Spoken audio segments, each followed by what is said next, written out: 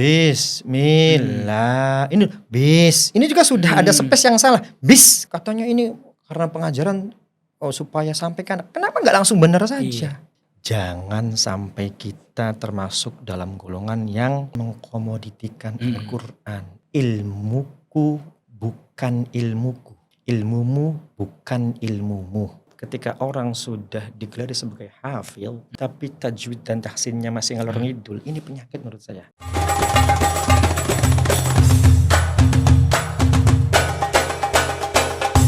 Sinikhbar, Siniar Ikhbar.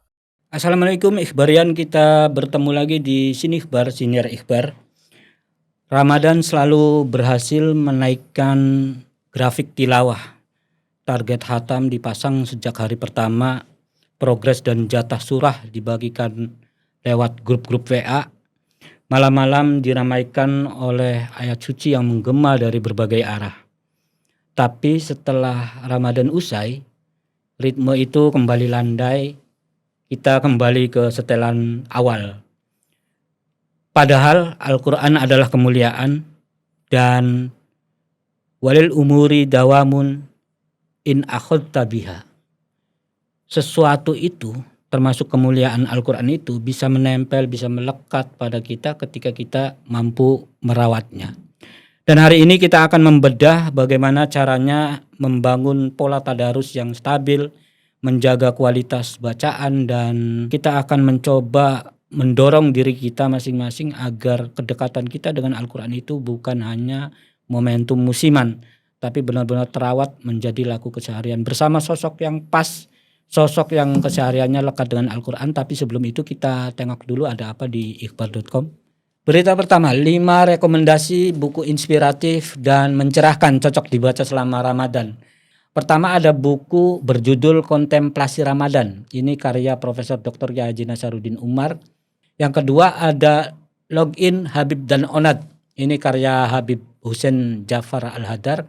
Buku ketiga yang kita rekomendasikan ada Ternyata Tanpamu, Natasha Rizky. Berikutnya ada Jodoh di Tangan Tuhan, selebihnya hasil lobian karya Ning Uswah Syauqi. Nah, yang terakhir tak kalah penting ada Peta Jalan Ramadan. Ini buku hasil karya rembukan tim redaksi ikhbar.com. Berita kedua ada Gus Rifil Asik, tak ada yang percuma dengan salat. Kata Gus Rifil Asik, pengasuh Pondok Pesantren Darul Quran atau dikenal dengan Daku, Tegal Gubuk, Cirebon. Jangan terjebak pada pemikiran percuma salat tapi tetap maksiat. Teman-teman penasaran dengan seperti apa dahulu lebih lanjut dari Gus Rifil ini, bisa dibaca di ikhbar.com. Bagaimana cara menjalani Ramadan dengan baik, terarah, dan berdampak nyata hingga ke bulan-bulan berikutnya? Banyak orang memasuki Ramadan dengan semangat, niat, dan target besar, tapi tanpa rencana yang jelas. Akibatnya, ibadah tidak stabil, energi terkuras, dan makna puasa berhenti pada rutinitas. Peta Jalan Ramadan menata ibadah, keluarga, hingga kepedulian terhadap sesama disusun untuk menjawab persoalan itu secara menyeluruh. Buku ini ditulis oleh tim redaksi ikhbar.com dengan kerangka yang runtut. Pembahasannya mencakup penyusunan target ibadah yang realistis, strategi menjaga konsistensi tadarus, pengelolaan waktu dan energi agar fisik serta mental tetap terjaga, hingga pendalaman puasa sebagai proses pembentukan karakter melalui perspektif tasawuf. Di dalamnya juga dibahas peran keluarga sebagai pusat pendidikan nilai selama Ramadan, penguatan kepedulian sosial, serta cara menyikapi perbedaan ruqyat dan hisab secara dewasa dan argumentatif. Artinya, buku ini tidak hanya membahas ibadah personal, tetapi juga dimensi keluarga dan sosial Ramadan secara utuh. Jika ingin menjalani Ramadan dengan arah yang jelas, kualitas yang terjaga, dan dampak yang lebih luas daripada sekedar rutinitas tahunan, buku ini layak dimiliki dan dibaca sejak awal bulan. Segera miliki bukunya, hanya di ikhbar.com. Assalamualaikum Kiai Haji Rifkil Asik atau yang karib disapa Gus Rifkil. Lu Jeng Gus? Alhamdulillah, senang sekali saya bisa datang ke sini nih. Sekian lama kita. Sekian lama. Kebetulan saya dengan beliau ini ya teman akrab, sudah lama kenal. Berapa tahun nggak ketemu gitu? Ada kali ya hampir 10 ya Gus. Ya, Ya masa-masa itulah. masa-masa itu. Masa-masa sebelum di belakangnya ada gandengan yang harus selalu diajak gitu. Iya, iya. Gus, kalau Ramadan begini, jenengan itu kan di hari-hari reguler, hari-hari biasa pun sibuk luar biasa. Nggak Anjang juga, sana, anjang nggak sini. juga. Kalau Ramadan seperti apa porsi kegiatan jenengan? Tetap seperti biasa sebenarnya. Cuman ada spesifikasi yang kita bahasanya prioritaskan, Oke. karena dengan mengikuti para salafus soleh menggunakan metode muhafadzah ala qadamis sholih. Jadi hal-hal yang sudah berjalan di istilah jenengan reguler tadi tetap berjalan. Bedanya seperti umumnya dunia pesantren lah. Kita adakan ngaji-ngaji khusus untuk program Ramadan. Ngaji pasaran gitu. Ngaji pasaran. Tahun ini jenengan baca pun apa Gus? Sudah 3 tahun ini berarti. Sudah 2 tahun yang lalu, berarti ini masuk tahun ketiga. Saya masih mensyarah Qasidah Burdah. Qasidah Burdah ini sebagai bentuk internalisasi saya selama ini, alhamdulillah. Di pesantren saya sudah kurang lebih masuk tahun ke-6 rutinan membaca Burdah setiap malam Selasa. Kalau berbicara profil Gus Rifkil ini teman-teman Ikhbarian, kita menyebut teman-teman itu Ikhbarian. Oke. Halo Ikhbarian. Kalau kita ngelihat profil Gus Rifkil ini kompleks banget, aktivis. Bukan komplit ya, kompleks ya. Kalau komplit nanti kalau ada yang kurang kita nggak bisa argumen. Beliau itu aktivis teman-teman, kemudian pengasuh pesantren, hafiz, dan banyak lagi lah. Nanti biar teman-teman kulik sendiri. Nah, ngomong-ngomong soal hafiz nih Gus. Jenengan sebagai penghafal Al-Quran tentu lekat dengan Al-Quran itu, mau tidak mau ya. Itu tidak boleh ditinggal. Saya membacanya lebih kepada merupakan suatu nikmat yang saya syukuri sekali ketika setelah menjadi santri di rumah ada istilah saya open lah. Ini sebagai bentuk trigger supaya saya tetap menerus. Padahal kalau di rumah nggak ada pesantren kayaknya saya juga malas buat menerus. Iya. Ini trigger.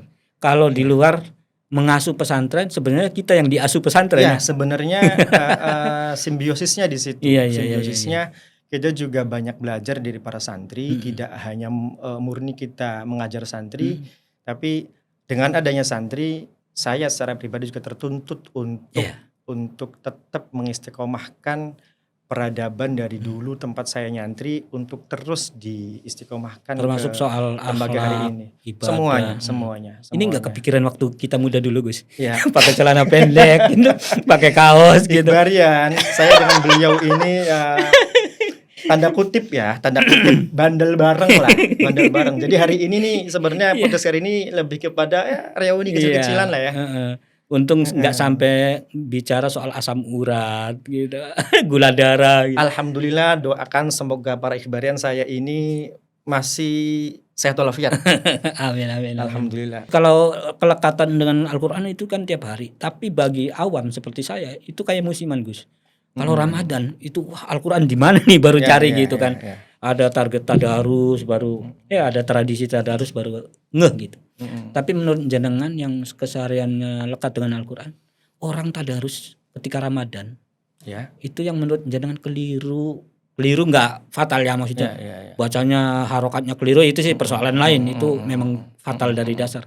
Tapi tradisi yang tadarus yang menurut Anda keliru dan sebenarnya sih jangan gini deh, yang biasa ditemui di masyarakat dan keumuman, apa dan bagaimana seharusnya seperti apa?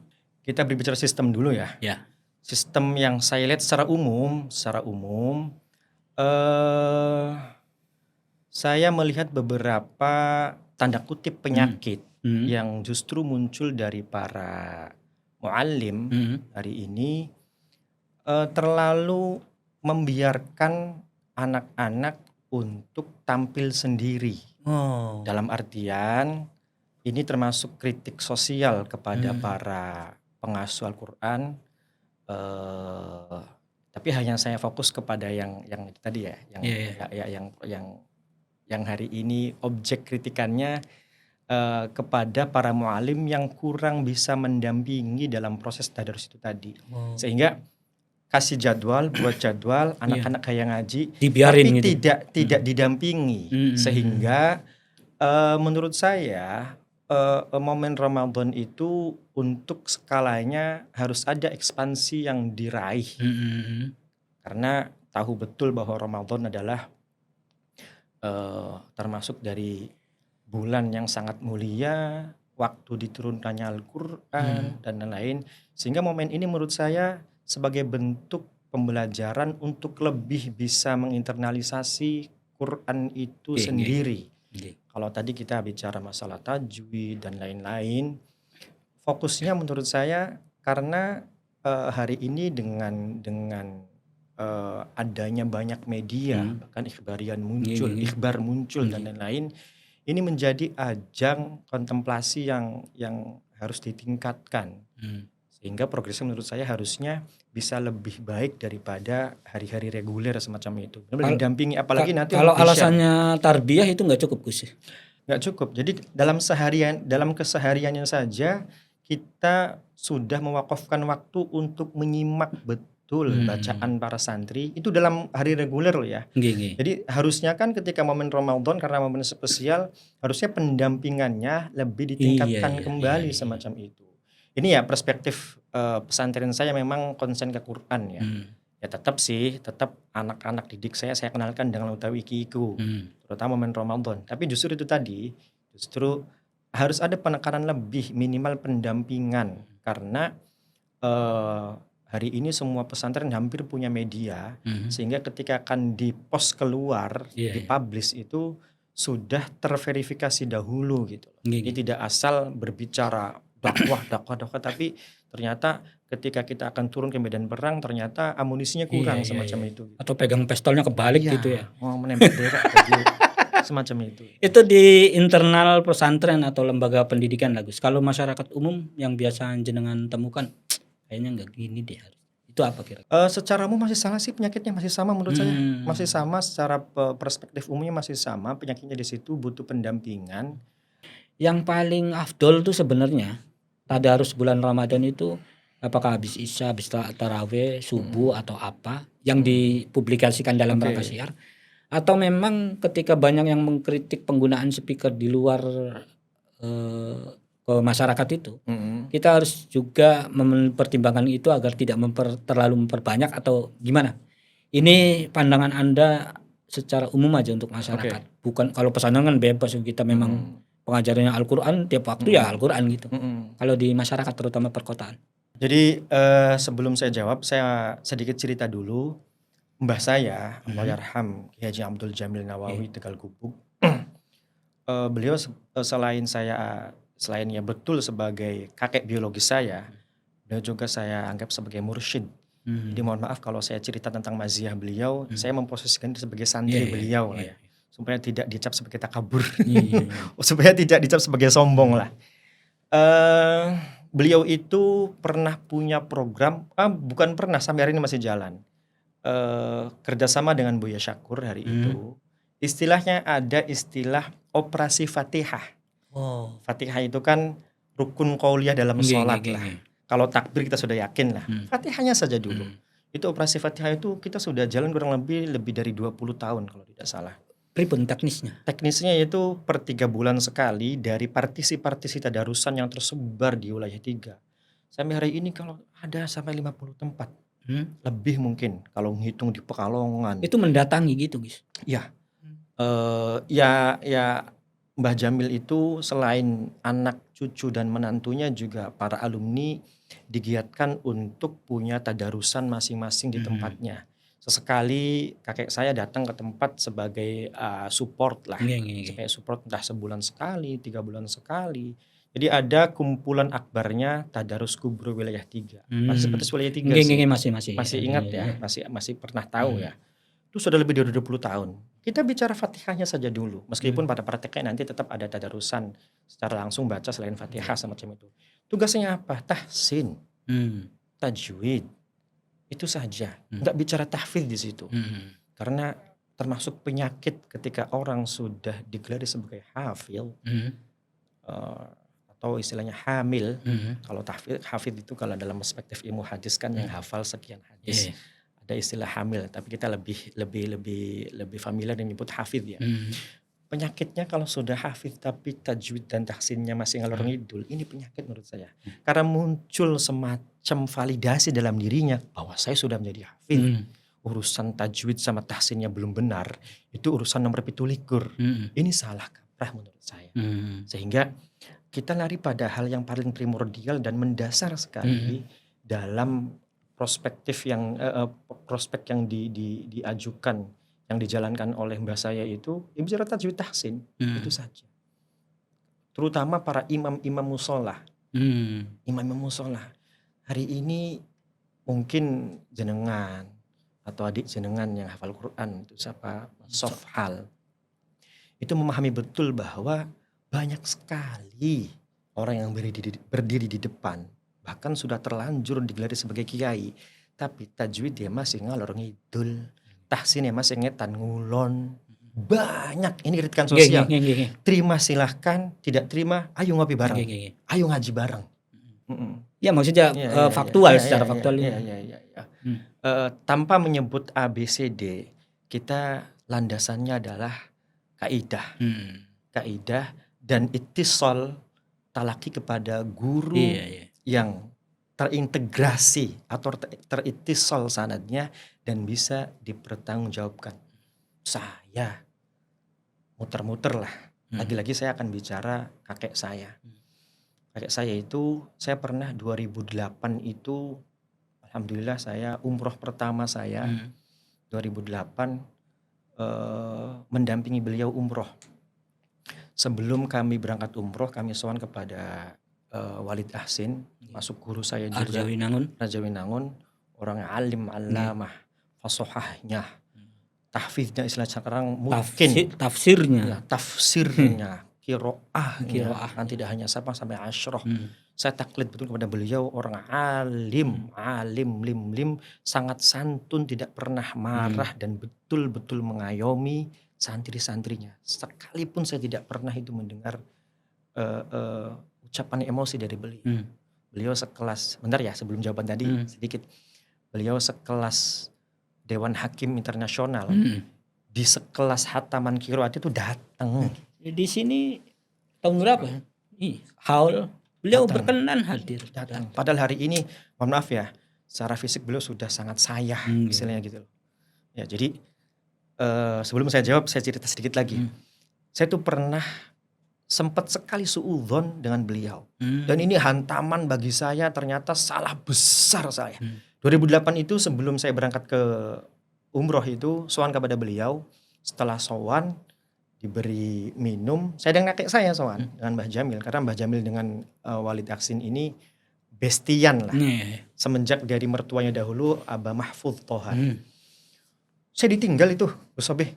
Ditinggal hampir sejam 20 menit. Saya cari kemana nih kok ditinggal. Saya sama Udon. Dua-duanya? Ya, saya ditinggal beliau. Lama itu, ada sejam 20 menit. Kemana sih Walid ini? Saya tanya kepada santrinya, enggak ada. Ternyata beliau keluar dari kamar. Beliau itu kasih rekomendasi surat tangan tulisan untuk supaya saya bisa sowan dengan para masyayikh beliau di Mekah, Madinah dan Jeddah. Tulisan tangan, masih saya simpen itu tulisannya itu. Tulisan tangan. Memo gitu ya? Memonya, memo supaya saya bisa sowan semacam gitu-gitu loh. Salah satunya itu Syekh Abdul Rafi'. Beliau adalah ketua Lajnah Pentasih Quran Madinah. Wakilnya Syekh Hudzaifah hari itu. Masih hidup sampai sekarang. Saya terakhir umroh itu 2023 masih sempat bertemu beliau. Dan dengan memo itu dipermudah. Akhirnya saya bisa sowan dengan beliau, kakek saya dengan beliau, dan di tulisan itu Walid Aksin juga menyampaikan profiling tentang Mbak Abdul siapa Jamil, ini ya, gitu. Kiai Jamil, kakek saya, guru saya dan kakek saya. Dan beliau itu langsung responnya, langsung peluk, cium tangan sampai, karena menurut beliau hampir tidak ada hari ini talaki Quran yang wajhan biwajhin satu persatu. Iya. Dan beliau, Mbah Jamil itu betul-betul sampai akhir wafatnya itu beliau berdoa begini. Saya sudah malu sebenarnya untuk doa panjang umur. Karena sudah banyak diskon yang dikasih oleh Allah. Kalaupun saya harus dikasih penyakit, mohon maaf ya Allah, saya minta jangan kasih penyakit di lidah dan pendengaran saya. Kalau mata nggak apa-apa. Betul Allah memberikan ijabah, yang diberikan sakit Kaki. kakinya. Kaki beliau itu ya Artinya fungsional untuk tetap ngajar, talaki Quran tetap sampai akhir hayat beliau. Sebenarnya berbicara afdol tidak afdol masalah waktu, kita pertimbangannya kepada mengganggu atau tidak. Oke. Tapi kalau terlalu banyak pertimbangan nanti nggak jadi-jadi. Iya. Tanya adik sampean, soft hal itu. Tanya, hafizul Quran. Menjadi rahasia umum orang hafal Quran itu ada beberapa juz yang kadang-kadang, naudzubillah, jangan sampai hilang ya. Ada yang beberapa miss ya, soft hal ya. Ada yang beberapa kadang-kadang hilang semacam itu, tapi mudah-mudahan nggak hilang seutuhnya. Jadi kadang-kadang kita kalau mundur tuh, mau juz berapa ya? Karena kebanyakan pertimbangan ini menjadi justru penyakit bisi dan nyeres akhirnya. Oke. Ngerasakan nggak Sofal? Ngerasakan kan? Enggak selalu runut. Oh, hari ini. Iya, jadi jangan terpaku dengan masalah afdol tidak afdol waktunya. Mungkin pertimbangan berikutnya adalah mengganggu atau tidak. Tapi toh Indonesia sebagai negara speaker, apalagi ya bukan tidak berniat mendolimi orang-orang muslim ya. Tapi masyhur Ya, betul. sewajarnya aja. Ya, sewajarnya. Kalau di tempat aja. saya 10:30 sudah mati. 10:30 sudah mati. Iya. Karena saya sadar betul berada di banyak kehidupan masyarakat lainnya. Jam 10:30 di saya sudah mati. Tadi banyak bicara soal teknik tahfidz dan tentu hafidnya sendiri. Oke. Terus kalau nggak tahu sih, belum ada survei yang valid ya hari ini, tapi kerasa-kerasanya dengan didukung acara di TV, dengan tren, dengan tingkat religiusitas masyarakat yang meningkat, hafidz di Indonesia itu makin banyak. Oke. Itu kabar gembira. Itu kabar gembira atau membuat ini sebenarnya harus lebih serius dikaji. Oke. Saya juga menangkap sih gejala semacam itu. Iya. Saya menangkap betul gejala semacam itu. Begini ya. Agak harus hati-hati nih. Tidak ada yang salah. Tidak ada yang salah. Tapi bahwa tata niat dulu. Tata niat dulu bahwa hari ini jangan sampai kita termasuk dalam golongan yang mengkomoditi Al-Quran. Iya. Karena jelas kalau tayangan media ya terang-terangan saja lah. Jangan mengkomoditikan Al-Quran. Wala tashtaru bi ayati tsamanan qalila. Justru menurut saya ayat itu bukan sebagai proses transaksional. Tapi kalau saya boleh mengutip daunnya Abah Mahsun itu, ilmuku bukan ilmuku. Ketika berbicara ngaca, tapi ketika berbicara pada khitab orang lain, ilmumu bukan ilmumu. Sehingga jangan ada wanipiro. Jadi proses-proses komodifikasi Al-Quran berawal dari bagaimana kita membentuk niat. Niat ini menjadi pondasi dasar sebagai bentuk kontinuitas atau keistiqomahan program itu ada. Saya tidak menolak sebenarnya kepada program-program yang hari ini semacam instan, tayangan di televisi. Program semacam ini jelas rumah-rumah tahfidz, tren, memberi impact besar. Tapi kalau kita mau secara betul-betul masuk ke dalam artian tidak sifatnya tanggung, kita harus mengatur skala prioritas.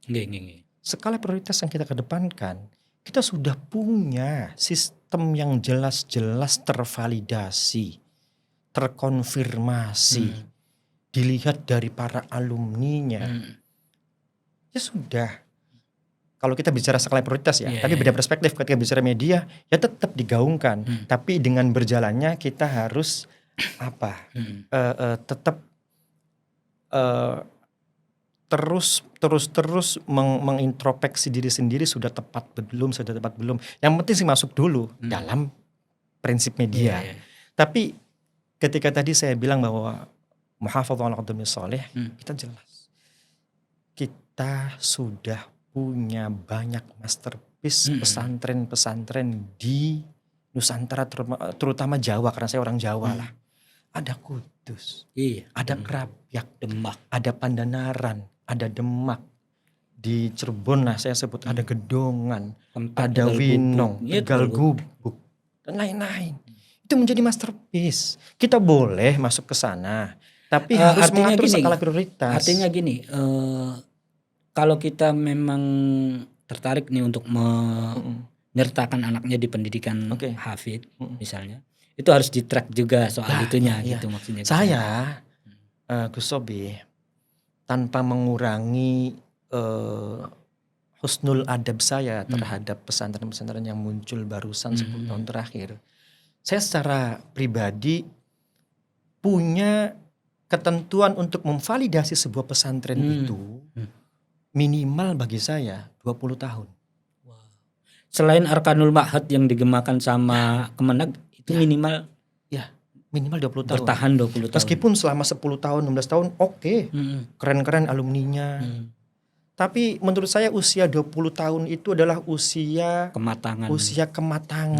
Sehingga validasinya saya tidak misal ada wali santri setelah keluar dari tempat saya minta rekomen, tapi dia sebenarnya sudah punya gambaran untuk kemana. Nggih. Akhirnya minta masukan, menurut jenengan ini bagaimana? Nggih. Saya tidak semerta-merta menolak ketika saya tidak cocok. Prinsipnya ketika dia masih nyantri masih keren. Tinggal mengatur skala prioritas saja. Saya juga melihat objeknya ini orang semacam apa. Kalau sudah matang di tempat saya, Bu ya jangan downgrade. Iya. Jangan downgrade. Kita harus upgrading gitu loh. Jangan begini. Program tahfidz itu ya Bu ya jangan nanggung. Proses mungkin gitulah.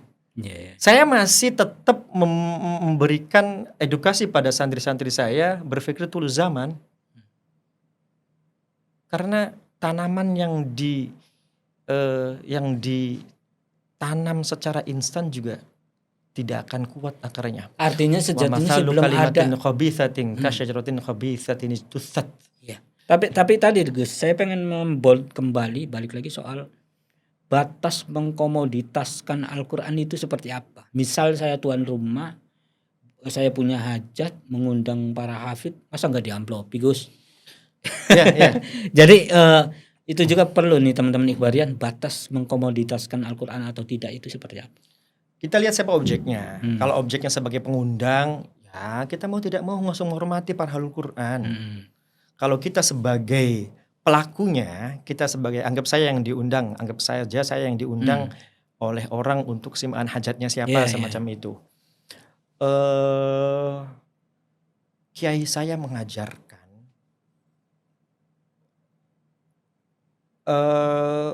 gimana ya? Ini sensitif ini ya. Sensitif. Yang profesional tapi tidak boleh narif lah. Semacam itulah. Nggih. Jadi supaya dua Jadi pihak beda ini beda tembakan ya Gus. Iya, kalau untuk orang ini pengundangnya dan untuk yang diundangnya memang beda bahasa ini. Jadi ada satu sisi memang itu adalah semacam yang saya sebut dari callback tadi. Nggih. Saya itu ketika jarang-jarang deres. Akeh sing ngundang kon semaan. Membahayakan sekali. Iya. Iya, itu menakutkan sebenarnya ketika ada juz tertentu yang tidak lancar itu. Tapi itu adalah sebuah callback menurut saya. Jadi pengingat ya. Alhamdulillah sih selama ini tidak pernah diamplopi sih. Iya. Jadi tapi kita punya harus rutinan lah. Alhamdulillah saya di rumah ya punya beberapa tempat tadarusan sebagai media untuk saya tetap menjaga entah itu tajwid atau tahsin atau tahfidznya bahkan semacam itu. Media-media semacam itulah. Jadi saya anggap kalau orang yang ngundang itu ya ada yang memang manusiawi, saya mengeluh. Si makanya itu menghormatane gitulah, itu manusiawinya, tapi ya akhirnya kita lari kepada diri ini adalah callback. Kita diajarkan betul oleh kiai-kiai saya. Komoditaskan Al-Quran atau komersialisasi Al-Quran itu memang kalau itu masih di batas wajar ya. Jadi tuan rumah harus menghormati, kita yang penting nggak punya niat mengkomersilkan gitu ya. Begini. Jadi karena begini, di pesantren saya sampai hari ini biaya pendidikan itu tidak ada sepeser pun. Tidak ada sepeser pun. Jadi kebetulan di tempat saya itu santri-santri kecuali formal ya. Iya, kalau formal juga sudah tercover oleh negara ya. Oleh negara kan. Orang-orang yang hari ini alhamdulillah lumayan banyak putra-putri selain santri pendatang dari luar juga ada orang-orang sekitar yang ikut setoran ke saya. Ikut setoran. Beberapa alumni, beberapa ya orang baru lah, beberapa orang baru. Saya harus sombong di sini. Sampai hari ini saya tidak pernah narif 1 rupiah pun. Padahal kalau kita bicara kebutuhan, kadang-kadang pondok secara finansial juga kekurangan ini, tagihan listrik, tagihan pemeliharaan, operasional dan lain. Tapi alhamdulillah sampai hari ini sebenarnya saya sudah izin sama orang tua saya jauh sebelum abi saya meninggal, kurang lebih 40-50 hari yang lalu sudah diizinkan oleh beliau. Tapi sampai hari ini alhamdulillah saya masih merasa kecukupan. Sudah Padahal diizinkan untuk memungut gitu. ya dengan angka yang tidak terlalu Ya, besar. wajar. Hari itu sempat tersebut per anak itu untuk listrik sebulan itu 15.000 sampai 20.000. Ya kayak dolanan. Itu pun belum jadi. Lembaga pendidikan swasta di kota ketawa lihat Gus Rifki kayak gitu. Ketawa. Tapi itu belum jadi. Itu pun nggak jadi. Itu pun ya. nggak jadi sampai hari ini. Silakan tanya santri-santri saya gitu loh. Silakan tanya. Sempat saya terpikiran begitu. Tapi prinsip ketika pendidikan tetap berjalan, anak-anak tetap bisa ngaji, operasional ada yang tercover, kita sebagai mualimnya juga tetap bisa makan dan lain-lain. Prinsipnya selesai menurut saya. Karena ini penting. Primordialisme Mbah Jamil sebagai kakek dan guru saya berpesan. Haram telinga saya mendengar santri keluar dari pondok karena alasan finansial. Sekali lagi ya. Haram telinga saya mendengar, saya bergetar sebenarnya. Mbah Jamil bilang sekali lagi, haram telinga saya mendengar ketika ada anak keluar dari pesantren karena alasan finansial. Maksudnya pesantren beliau ya. Ya pesantren yang hari ini saya asuh lah. Santri yang nggak betah bingung cari alasan apa lagi Gus ya?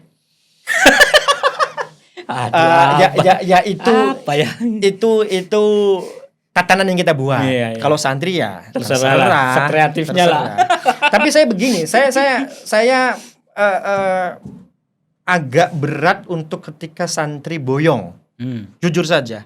Terlepas ini dianggap egois atau bagaimana, tapi saya pernah mendengar kata paman saya, alumni Tegalrejo, API Tegalrejo. Hudori. Ya, Mbah Hudori itu pernah dawuh begini. Faman lahu ilmun falatasaddaq bi ilmih.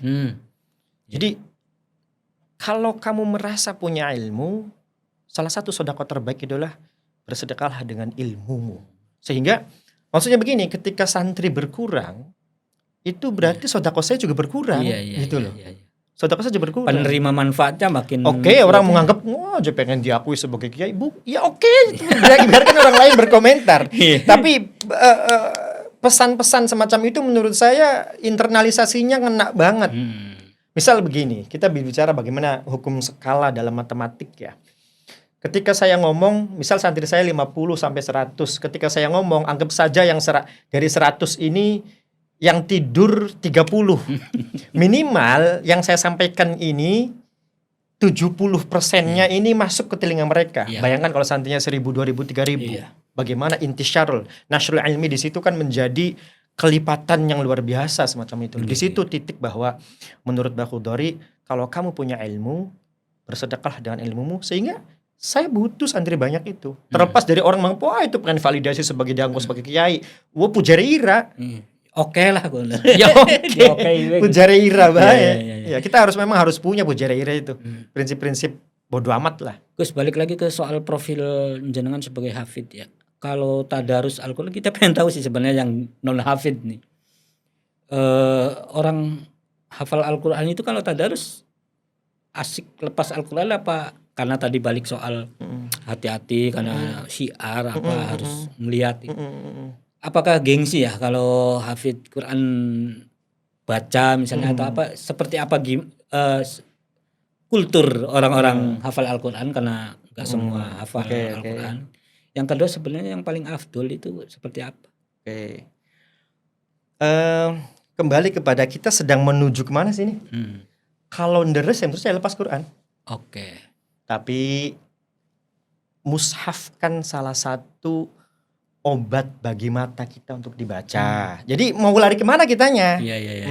Kalau dalam ya dulu nih sombong ya, saya bilang tadi bukan saya tidak mengucap bukan saya sombong. Saya sedang sombong ini. Pamer kesombongan ini. Karena percuma basa-basi saya bukannya sombong nih gitu kan. Saya mau sombong dengerin ya. Dulu saya di pesantren itu ya bisalah rutin hatam seminggu itulah. Hatam seminggu ya meskipun nggak lama lah.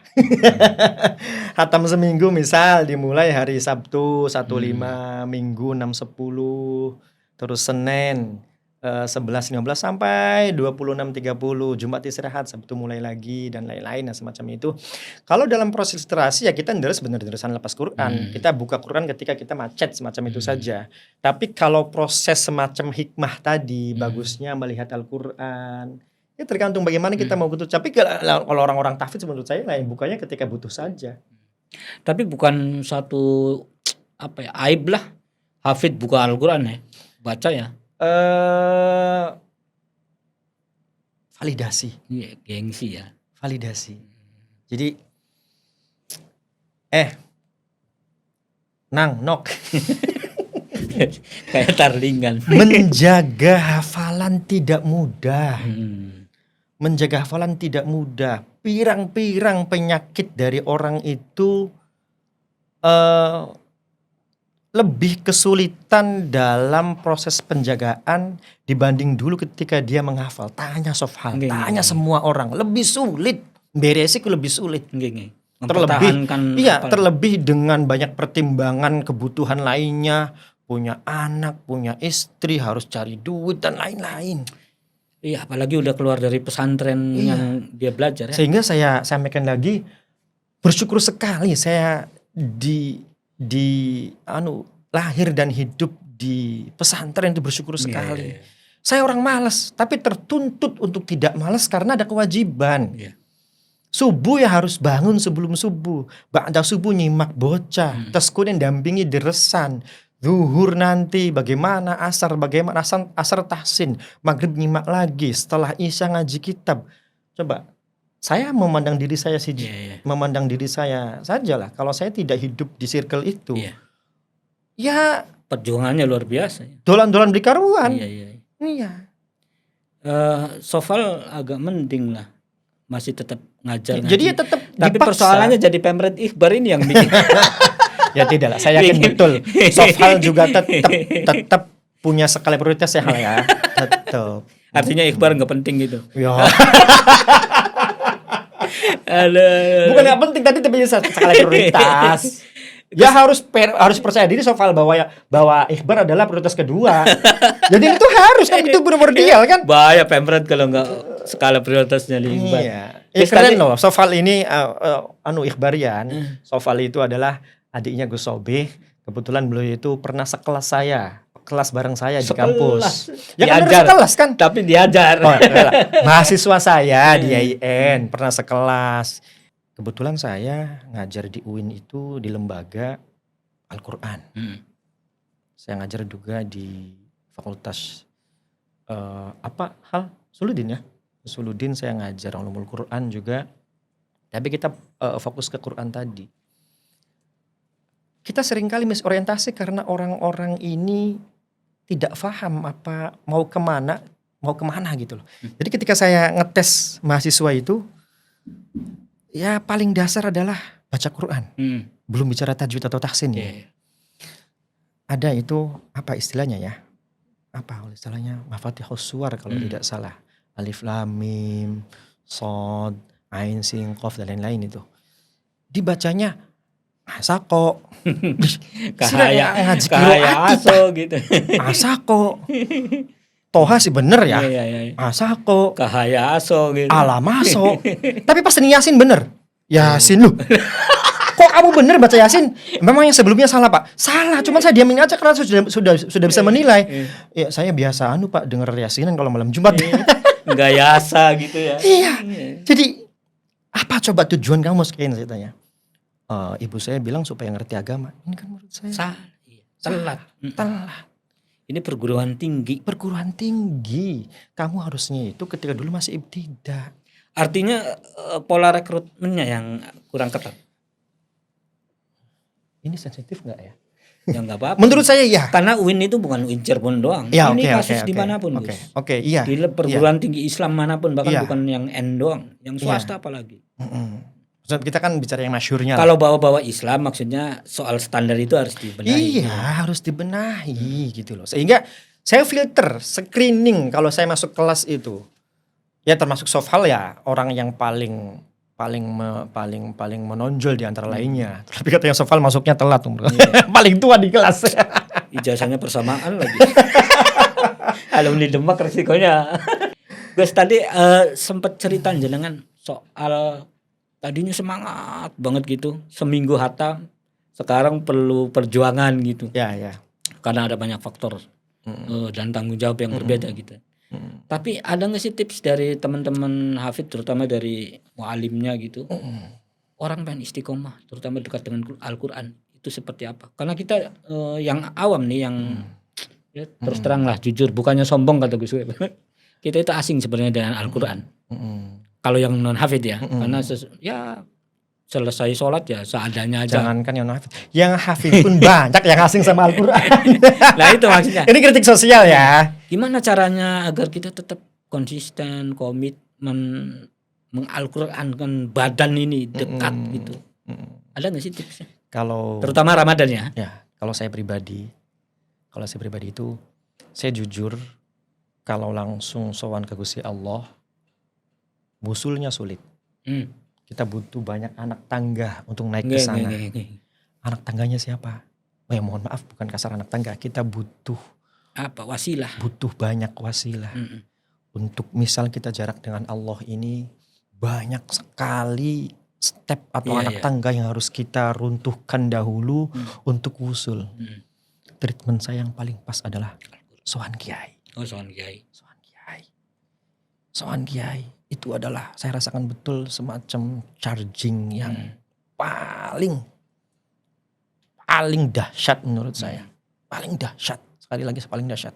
Karena saya sadari betul saya wusul langsung dengan Quran ini, saya kehilangan kunci atau bahkan tidak punya kunci, sehingga sowan kepada orang-orang yang dalam dirinya tertanam Al-Quran dan nilai-nilainya. Saya mau bicara kiai saya nih ya, Abah Ubed, Kiai Haji Abdullah Ubed Lebaksiyu. Beliau itu ketika simaan hafalannya sudah tidak di otak lagi. Gak pernah simaan itu, ketiduran beliau. Bismillahirrahmanirrahim. Innal ladzina kafaru sawa'un 'alaihim anzartahum am lam tunzirhum la yu'minun. Khatamallahu 'ala qulubihim wa 'ala sam'ihim wa 'ala absarihim ghishawatun wa lahum 'adzabun 'adzim. Sudah betul-betul tidur, mata terpejam dengan posisi kepala itu sudah nengkleng istilahnya lah. Kemudian mic-nya terjatuh, pluk, bangun. Sampai endi aja kita mau macai. Sudah autopilot ya. Itu keren sekali. Iya. Sebenarnya saya sudah memvalidasi dari awal. Beliau itu nyimak itu berapa, 5 atau 6. Selalu ketahuan ketika salah kok. Dalam artian sudah out of the box lah. Anunya itu istilah orang hari ini mungkin lainnya sudah bukan hanya lancar di bacaan lagi. Tapi tantangan bagi orang yang sudah lancar itu juga bisa nyimak. Iya. Nyimaknya yang gak sedikit, 5 sampai 6. Dan pasti ketahuan. Itu saya gak bisa menemukan menurut saya. Bagaimana memori ini berproduksi, hafalannya nempel betul. Sampai di luar nalar ya. Di luar nalar, turu. Saya bisa memaklumi kalau ngomong biasa. Sofal saya tanya, pasti pernah. Misal, pernah melihat santri. Jadi ini nih kesusahan ketika persiapan setoran. Khatamallahu ala qulubihim wa ala sam'ihim wa ala absarihim. Khatamallahu, itu proses menghafal ya. Proses ketika akan setoran. Biasanya sering terbawa di mimpi. Akhirnya ngelindur, ngigo. Ketika tidur banyak sekali pemandangan semacam itu, lucu semacam itu ketika tidur Santri itu. Iya ngigo. Lagi tidur itu alam bawah sadarnya itu callback ketika dia akan buat setoran itu muncul lagi gitu. Sebenarnya sih teror mental.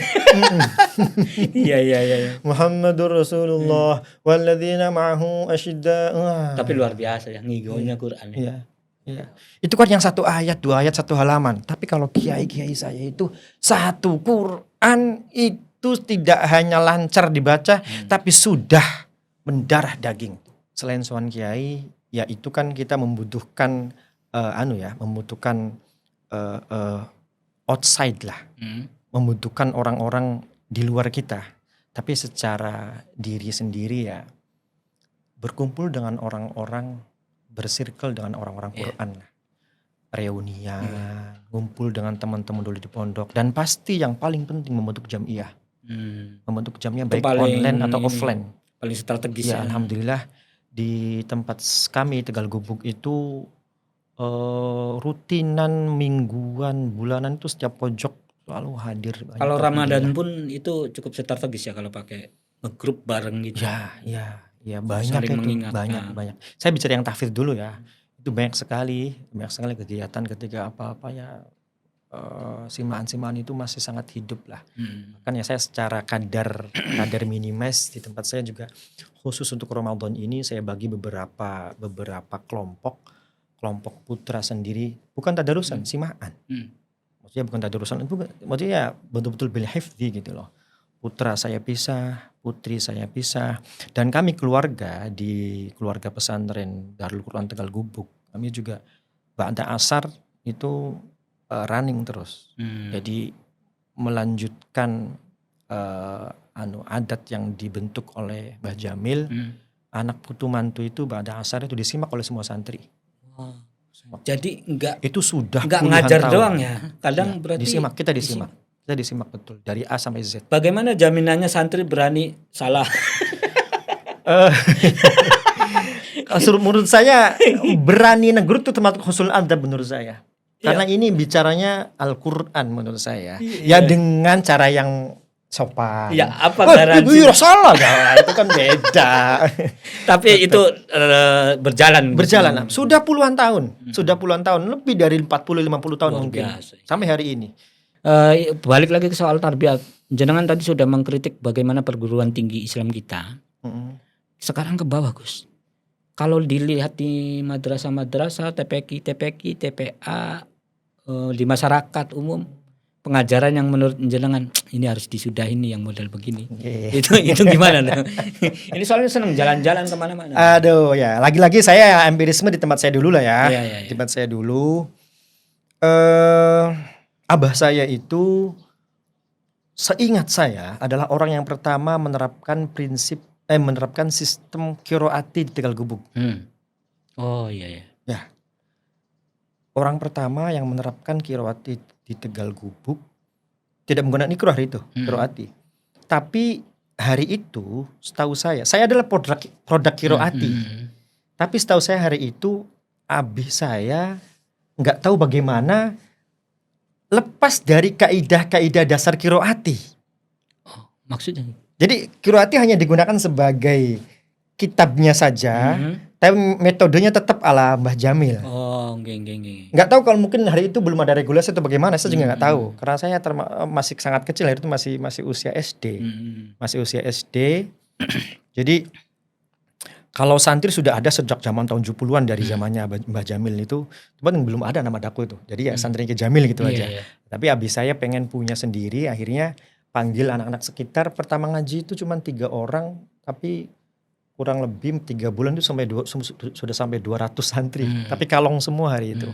Kalong semua. Ya betul-betul diajari dari A, Ba, Ta, sampai nyambung sampai. Tapi kitab yang qiraati, hari itu qiraati masih 10 juz. Masih kitab yang kecil itu loh. Nah, kecil. Dan abah saya akhirnya bikin TPQ juga, bikin TPA, TPQ gitulah. Langsung pada inti pengajaran, tidak ada istilah pengajaran untuk anak kecil yang penting sampai dulu. Tidak, langsung dengan kaidah yang tepat. Contoh Gus. Misal hari ini ngapunten sekali pengelola TPQ, TPA. Biasanya doa-doa itu bacanya Bismillah. Ini juga sudah ada space yang salah. Kenapa nggak langsung bis aja? Kenapa? Bismillahirrahmanirrahim. Itu tuh mad wajib mutasil, 3 alif, 6 harokat. Padahal mad di situ bismillah itu mad tabi'i berapa? Satu alif, 2 harokat, selesai. Kan katanya ini karena pengajaran supaya sampaikan. Kenapa nggak langsung benar saja? Iya. Itu masih di mana-mana. Masih di mana-mana begitu. Kenapa nggak langsung benar aja? Dalam artian sombongnya saya, di tempat saya langsung benar jadi semua tuh. Artinya tidak lebih sulit juga ya. Tidak kalau lebih sulit langsung. juga. Maka nanti kalau sudah salah dari awal, kita beresnya juga angel. Iya. Beresi lagi sudah angel kalau beresinya gitu loh. Langsung dari awal saja. Ya kalau mau ketat sih juga Mbah Jamil itu menolak tradisi demi kaidah. Jadi begini, kalau beliau berani melihat kapasitas siapa yang baca semacam itu, beliau berani misal ada orang tahlil, punten lah, saya banyak puntennya nih. Qul huwallahu ahad, Iya. Allahu Soal somad, ritme ini ya, lam ketukan. yalid wa lam yulad wa lam yakul lahu. Coba kalau kita betul-betul bedah, Qul huwallahu ahad, tasydid hilang. Iya. Allahu somad. Kalau di lagu begitu agak sulit juga lagunya. Enak kalau sesuai kaidah. Qul huwallahu, tetap nggak bisa kalau sesuai ritme lagu. Qul huwallahu, hilang tasydidnya. Allahu somad. Kalau beliau berani biasanya Farqi ganti. Kalau itu muridnya beliau langsung tegur, ajakul hukuman. Bismillahirrahmanirrahim. Qul huwallahu ahad, Allahus samad, lam yalid wa lam yulad wa lam yakul lahu kufuwan ahad. Kenapa gak gitu aja? Padahal kan juga gak apa-apa. Bukan saya menantang tradisi ya, tapi kaidah gak kalah penting. Jangan kita menormalisasi penyakit yang sebenarnya kamu kalau melepaskan ego itu salah dan harus mengakui kalau itu salah. Awalnya mungkin orkestrasi massal gitu ya, tapi mungkin metode dakwahnya begitu, tapi kan kita juga tertuntut untuk tetap upgrading gitu loh. Iya. Jadi ada skala yang ditempuh di sana. Dan saya pegang betul dari beliau ini semacam bukan berarti Gus Rifkil mengkritik kiai-kiai terdahulu, tapi memang kita harus sudah mulai sedikit-sedikit beranjak gitu ya dari sadar kaidah, karena dulu perjuangannya beda kali ya Gus. Beda. Kita tidak jangan ngomongin kaidah zaman dulu gitu ya. Iya, bicara masih metode. Yang penting dakwah ini sampai. Iya. Tapi hari ini harus upgrading. Iya. Silahkan yang punya, bukan saya mau ada argumen ya, tapi dengarkan pendapat ini dari dalam hati dengan kesadaran penuh. Itu tuh salah gitu. Itu salah. Bahkan begini, Sofal sebagai santri Demak yang memang tidak jauh dengan Kudus ya. Saya juga mau mengkritis begini, ini masukan dari saya pribadi lah, gak apa-apa lah. Seringkali orang itu baca Fatihah, bahkan sekali lagi seringkali orang-orang yang sudah dianggap besar secara kapasitas kekiaiannya, keulamaannya. Begini Sofal, ada itu di Quran cetakan Kudus zaman dahulu tapi di halaman terakhir itu beberapa kaidah yang ditulis oleh Mbah Harwani. Mbah Harwani ceto wolo-wolo istilah orang Jawa itu mengharamkan ketika salah dalam proses wasol dan wakof. Misal begini, ini yang salah dulu ya, contoh salah dulu ya. Bismillahirrahmanirrahim, alhamdulillahirabbil alamin, arrahmanirrahim, maliki yaumiddin. Mewasol tapi salah kaidah. Syarat wasol itu, saya ulang, syarat wasol itu adalah menghidupkan harokat huruf terakhir kalimat. Yang benar ini. Bismillahirrahmanirrahim. Alhamdulillahirabbil alamin. Arrahmanirrahim. Kalau enggak kuat, ya berhenti. Kalau waqaf tidak nafas, namanya apa? Saktah. Iya, beda hukum lagi. Alhamdulillahilladzi anzala ala 'abdihil kitaba wa lam yaj'al lahu 'iwaja qayyiman liyundhir ba'san syadida. Jelas. Jadi ada wakaf dan ibtidaknya juga dijelaskan. Nah, Gus, untuk ikhbarian semua Gus, fokusnya bukan hanya hafid ya, tapi terutama non hafid. Di bulan Ramadan kita harus memperlakukan Al-Quran seperti apa, setelahnya gimana, kita mau jumlah. Wah, hari ini selama Ramadan kita seperti itu, tapi setelah itu bye-bye. Jangan singkatnya. Buat mapping, kita bicara Al-Quran. Mau apa dengan Al-Quran ini? Apa yang sedang dituju dalam sebulan ini? Hatamkah? Bagusi tahsinkah? Bagusi tajwid dan sifatul huruf kah? Atau justru progres mungkin target hafal juz amma. Tahsin dengan tajwid itu beda ya? Dengan, Eh, kan bukannya bagian ya? Tajwid itu metode. Tahsin adalah output dari nilai tajwid Oh, yang secara dibaca. teoritisnya juga harus dibelajarin Iya. gitu ya. Iya, tahsin itu talafuznya itu. Iya, loh. iya, iya. Jadi mau bagaimana dulu kita nih? Mm. Jadi capaian mau capaian apa yang akan kita tempuh dalam sebulan ke depan? Nanti di mapping, bentuk skala prioritas, bentuk program, sistem dibangun, nanti akan ada semacam pilot project yang harus nanti sebulan ke depan akan dikoreksi untuk menjadi program lanjutan di setelah Oke. Ramadan. Jadi pijakannya hari ini mau bagaimana dulu? Targetnya nih mau apa nih? Kita bentuk target dulu, mapping dulu nih. Mau tahfidz misal, mau hafal juz amma sebulan ini. Macam itu. Tadi mapping Gus ya. Kalau ya memang kalau selama Ramadannya asal baca aja FOMO-FOMOan gak bakal bisa lanjut ya. Kalau mapping itu bakal insya Allah terpelihara. Iya, jadi ada capaian, ada mapping tadi supaya paham nih hari pertama saya sudah bagaimana, hari kedua sudah dapat apa, hari ketiga sudah dapat apa, supaya jelas progresnya nanti menjadi acuan ketika di program legures setelah Ramadan. Supaya Oke. ini bisa menjadi trigger menurut saya sih. Semacam itu. Oke, matur suwun sangat luar biasa Gus Rifil Kiai Haji Sami-sami, Rifkil Asyik, sami-sami. pengasuh Pondok Pesantren Darul Quran Tegal Gubuk Cirebon. Teman-teman, obrolan ini bakal hadir juga di versi teks di ikhbar.com dan kita jumpa lagi di sesi berikutnya. Assalamualaikum warahmatullahi wabarakatuh. Waalaikumsalam. Ikhbar.com mengabarkan kebaikan.